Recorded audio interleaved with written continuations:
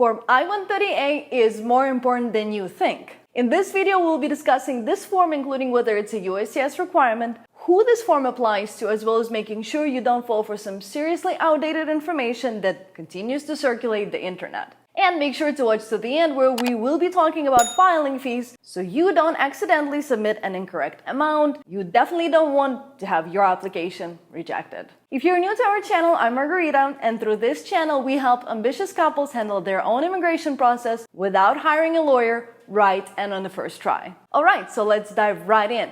What is Form I-130A, and do you need to include it with your application? Is it an actual requirement? Form I-130A is an important form for couples going through the marriage adjustment of status process, especially when a U.S. citizen is applying to sponsor their spouse for a green card. This form is called the Supplemental Information for Spouse Beneficiary and is a required part of your application if you're sponsoring your spouse. Basically, Form I-130A gives USCIS more details about the spouse who wants to get the green card. If you look at the form, it asks for information like their employment history, family information, and previous addresses. It is a way for the USCIS to get a better understanding of who your spouse is and their background. This form needs to be completed and submitted along with Form I-130, which is the main form used by the U.S. citizen for their spouse. Often couples don't know that it's a requirement and forget to submit the supplement with the main I-130 petition. And by the way, some outdated resources online often say that you also need to attach Form G-325A with your application, but that requirement has been discontinued, so make sure to check out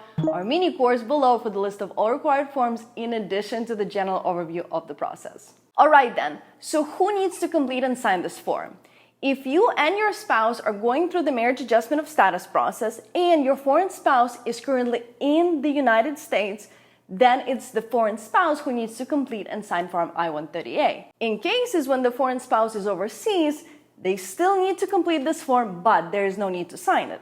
Also note that unlike some other forms in the immigration process, I-130A does not require additional documents, but it relies on information provided in the form itself. And there is some overlap in the information requested on Form I-130A and other forms in your AOS package, such as the I-485. Couples are often puzzled about why they need to repeat information across multiple forms, but that's just a part of this fun process. And that's where mistakes happen as well. You will actually be repeating a lot of information, not just on the form, but with your supporting evidence as well. They do separate certain immigration forms when they receive them, so you will need to attach your marriage certificate, for instance, with a few different forms. And by the way, if you're at a place where you feel like you want to get your green card without necessarily hiring a lawyer, but to also do it right and on the first try, our marriage immigration method helps you do exactly that. Stop wasting time and become a part of a supportive and collaborative immigrant community without having to go through this entirely on your own.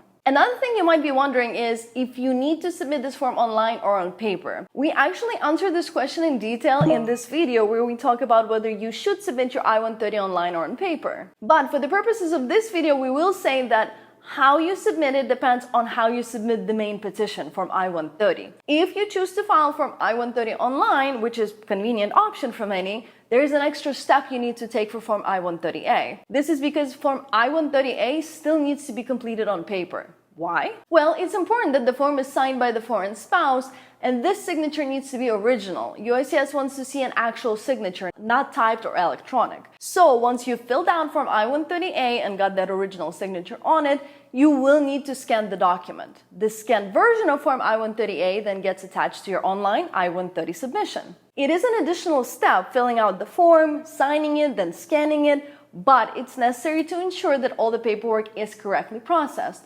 Remember, this step is only needed if you are filing Form I-130 online. If you're submitting Form I-130 on paper through the mail, then you just include the paper version of Form I-130A with the original signature in the same package. This way, everything is consistent and you're providing the forms in the format that you started with, whether that's digital or paper. And again, we are talking about a scenario where your spouse is inside the US and you are going through the marriage adjustment of status process. Finally, you might be wondering if Form I-130A has a separate filing fee, and this is important because these types of applications get rejected daily due to incorrect filing fees, and we will talk about this more in just a second, but just know that Form I-130A does not have a separate filing fee. Form I-130A is essentially an extension of the Form I-130, providing additional details about the spouse seeking the green card. When you file Form I-130, you pay a filing fee for this form, but there is no additional fee for the I-130A attachment. Now, a quick note about filing fees, since couples often get this wrong. Currently, you only need to pay for Form I-130 and I-485. If you're submitting work and travel permit applications, you do not need to pay for them. You also do not need to pay for Form I-864, affidavit of support, and there is no filing fee for your medical exam, although you will need to pay a doctor to complete it for you, but you do not need to pay the USCIS for it. But you do need to know that the USCIS has proposed a significant increase in immigration filing fees that are supposed to go into effect in early 2024. Currently, your entire application will cost you $1,760 with all the necessary permits, but moving forward, the USCIS plans on charging over $3,600 with the exact same process, charging $2,820 for Form I-485 plus work and travel permits and $820 for Form I-130. So make sure to plan accordingly and actually handle this process before the filing fees go up. Wasn't that informative? Let us know in the comments, and we look forward to seeing you next week.